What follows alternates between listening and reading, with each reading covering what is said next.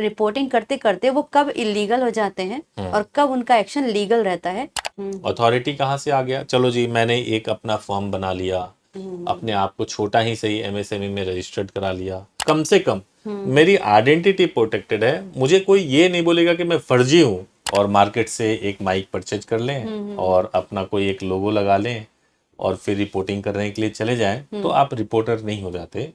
Reporter का मतलब क्या होता है? बहुत सीरियस काम है ये, और बहुत सीरियस ऑब्जेक्टिव भी है। बिहार या यूपी में बहुत सारे सोशल मीडिया के जुझारू या ऐसे नौजवान हैं जो कवरेज करते हैं कि वो महिला टीचर बात करते हुए अपने स्कूल के रूम में चली जाए और रूम में जाकर के जल्दी से बाहर निकले और गेट बंद कर दे बाहर से। रिपोर्टर साहब तो चले गए अंदर, फंस गए अंदर, और उसके बाद पुलिस को फोन करे। आप किसी व्यक्ति पे जाकर के मुंह में माइक सटा करके आप बहुत लाउड हो रहे हैं और बिना तथ्य के सवाल पूछ रहे हैं।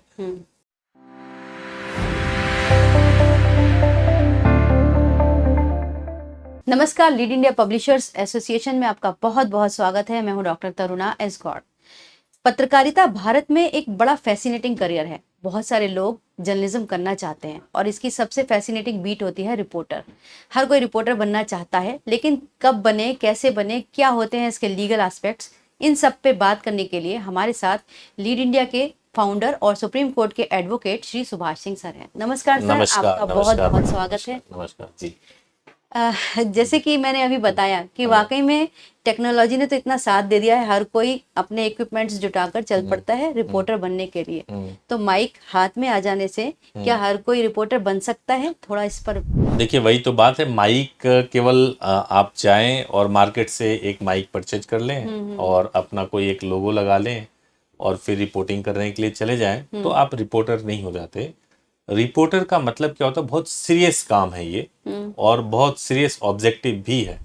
जब आप किसी चीज की रिपोर्टिंग करने जाते हैं तो आप जिस घटना को रिपोर्ट कर रहे हैं, आपके रिपोर्टिंग में वो मार्मिकता भी दिखनी चाहिए, वो संवेदनशीलता भी दिखनी चाहिए। और अगर कोई ऐसा स्पोर्ट्स कवर कर रहे हैं जिसमें इंडिया, अपना देश जीत रहा हो, तो वो खुशी भी दिखनी चाहिए। तो जब भी आप रिपोर्टिंग करने जा रहे हैं तो उसमें आप उस भाव को जो उस वक्त आपकी आंखों के सामने है वो आप रिप्रेजेंट करेंगे विद करेक्ट फैक्ट्स। आप रिप्रेजेंट करेंगे, ये है रिपोर्टिंग, है ना? ये रिपोर्टिंग नहीं है कि आप किसी के सामने जाएंगे और जाकर के आप बहुत लाउड होंगे, सवाल पूछने के बजाय आप चिल्ला रहे होंगे। ये रिपोर्टिंग नहीं। हाँ, कई बार लोग भूल जाते हैं रिपोर्टर्स के जो है राइट क्या है, उनका दायरा क्या है। रिपोर्टर्स के राइट ये है कि आप सबसे पहली बात कि आप, जैसे मैं आपको एक एग्जांपल से समझाना चाहता हूँ। मैंने कई वीडियो सोशल मीडिया पर देखे हैं कि बिहार या यूपी में बहुत सारे सोशल मीडिया के जुझारू या ऐसे नौजवान हैं जो कवरेज करते हैं, और कवरेज के दौरान वो स्कूल में जाते हैं और स्कूल में जाकर के वो महिला टीचर के ऊपर बहुत ऊंची आवाज में माइक मुंह में सटा करके बोलने की कोशिश करते हैं। अब कल्पना कीजिए, एक सवाल, एक सिचुएशन कल्पना कीजिए कि वो महिला टीचर बात करते हुए अपने स्कूल के रूम में चली जाए, ठीक है, और रूम में जाकर के जल्दी से बाहर निकले और गेट बंद कर दे बाहर से, ठीक है। रिपोर्टर साहब तो चले गए अंदर, फंस गए अंदर, और उसके बाद पुलिस को फोन करे और फोन करके बोले कि ये व्यक्ति स्कूल के अंदर घुसा था और स्कूल के अंदर घुस करके मेरे साथ बदतमीजी कर रहा था, मुझे टच करने की कोशिश कर रहा था, मुझे डराने और धमकाने की कोशिश कर रहा था, तुरंत एफआईआर हो जाएगा उसके खिलाफ। तो ये तो हो गया वो व्यक्ति जो जिसको रिपोर्टिंग करने नहीं आ रहा है, उसके साथ जोश में होश खो बैठा है, जो स्किल्ड नहीं है। लेकिन अगर मान लीजिए मैं स्किल्ड हूं और मैं उन टीचर साहब या महोदया का अगर मैं जाऊंगा करने के लिए, तो परमिशन ही सब कुछ नहीं होता। मान लीजिए कि मेरे पास परमिशन, मैं चला जाऊंगा शिक्षा विभाग के पास में, और शिक्षा विभाग से मैं जाके कहूंगा कि हम एक डॉक्यूमेंट्री बनाना चाह रहे हैं या हम इस तरह की कोई एक्टिविटीज करना चाह रहे हैं जिसमें स्कूल में किस तरीके से पढ़ाया जा रहा है, टीचर कितना इफेक्टिवली पढ़ा रहे हैं, उसको कवर करना चाहते हैं। और वहां से आप एक परमिशन लेकर के और फिर आप स्कूल का कवरेज कर रहे हैं और आपके पास प्रॉपर रिसर्च भी है। आपके पास प्रॉपर रिसर्च है कि इस स्कूल में कितने टीचर हैं, कब आते हैं, कब जाते हैं, बच्चों को पढ़ाया जाता है, नहीं पढ़ाया जाता है, ये सब कुछ रिसर्च करके आप जा रहे हैं और वहाँ के प्रिंसिपल से या टीचर से आप बात कर रहे हैं तो उनकी मजाल नहीं है कि वो आपको टाल कर चले जाए। तो ये दो मैंने डिफरेंस आपको बताया। इस दो डिफरेंस से समझ में आ जाएगा कि आपको कैसे कवरेज करना चाहिए। आपने ये 2 सीन बताए, ये बहुत ही इफेक्टिव हैं। अगर कोई हमारे दर्शक नए होंगे जो रिपोर्टिंग करना चाह रहे होंगे, उनके लिए बहुत अच्छा होगा। फिर भी एज ए एडवोकेट आप उनको लीगल दायरा जरूर समझाएं कि रिपोर्टिंग करते करते वो कब इलीगल हो जाते हैं और कब उनका एक्शन लीगल रहता है। एक रिपोर्टर का दायित्व देखिए, पूरा भारतीय होता है। संविधान, इंडियन कॉन्स्टिट्यूशन के आर्टिकल 19 में बोलने की आजादी है, सबको अभिव्यक्ति की आजादी है। बिल्कुल। जब आप अभिव्यक्ति की हम बात कर रहे हैं तो आप किसी भी सिचुएशन को देख करके आप अपने राय को रख सकते हैं, ये आपको अधिकार है। बिल्कुल। राय रखने का तरीका कुछ भी हो सकता है। राय रखने के लिए आप माइक के थ्रू कर सकते हैं, आप मोबाइल फोन के थ्रू रिकॉर्ड करके कैसे भी कर सकते हैं, कहानी लिख सकते हैं या तो जो आप राय रख रहे हो माइक के थ्रू, ठीक है, वो कोई जरूरी नहीं कि आप पत्रकार हो तभी रख सकते हो, एक आम व्यक्ति भी वो राय रख सकते हैं जी। लेकिन सवाल ये है कि जब वो राय रख रहे हैं तो क्या आप कुछ गैर कानूनी भी कर रहे हैं? क्या आप कुछ ऐसा कर रहे हैं जो कि गैर कानूनी है? आप किसी व्यक्ति पे जाकर के मुंह में माइक सटा करके आप बहुत लाउड हो रहे हैं और बिना तथ्य के सवाल पूछ रहे हैं, तो वो सवाल गैर कानूनी है, आपका तरीका गैर कानूनी है, आपका बिहेवियर गैर कानूनी है, आपके खिलाफ कंप्लेंट हो सकता है।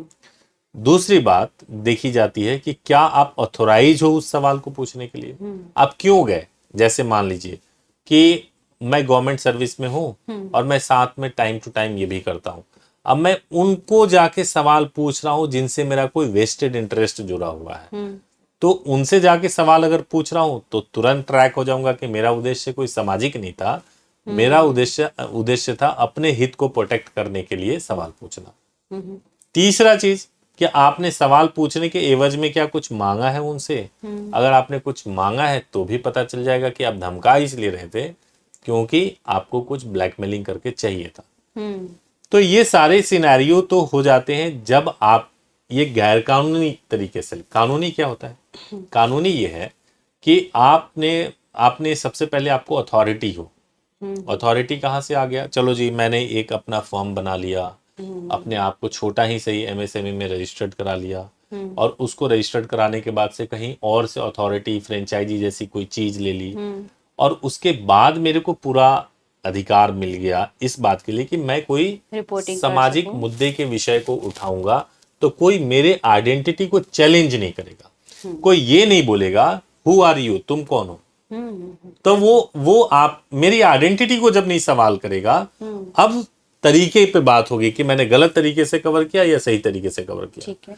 तो तरीके को लेकर के तो अलग विषय हो सकता है, कम से कम मेरी आइडेंटिटी प्रोटेक्टेड है, मुझे कोई ये नहीं बोलेगा कि मैं फर्जी हूं, तो मेरे खिलाफ कुछ नहीं हो, तब लीगल हो पाएगा। एक और चीज है, फिर भी अगर एफआईआर हो गया उसके बावजूद भी आपके खिलाफ और आपकी आइडेंटिटी करेक्ट है, जैसे कि आपने सारे प्रोसेस को फॉलो किया, एफआईआर हो गया, मैटर कोर्ट में जाएगा, आप कोर्ट में भी दिखा सकते हो कि I am a proper reporter, मेरा काम है कवरेज करना, मैं इस इंसिडेंट को उजागर करने के लिए गया था, लाउडर होकर के बोल रहा था क्योंकि पब्लिक की आवाज वहां पे ऐसी। बिल्कुल, ये मुद्दे के लिए जरूरी था। आप ये सब कुछ कह सकते हो, लेकिन अगर आपकी आइडेंटिटी ही गलत है, आपकी आइडेंटिटी ही कुछ नहीं है कि आप ना तो एम्प्लॉय हैं, ना ही आप ओनर हैं, ना ही आपके पास कोई ऑर्गेनाइजेशन है, ना ही आपके पास किसी दूसरे ऑर्गेनाइजेशन का सपोर्ट है, ना ही आपके पास कोई फ्रेंचाइजी या किसी भी तरीके का रिकमेंडेशन है, फिर भी आप पब्लिक में जा रहे हो और एकदम चिल्ला रहे हो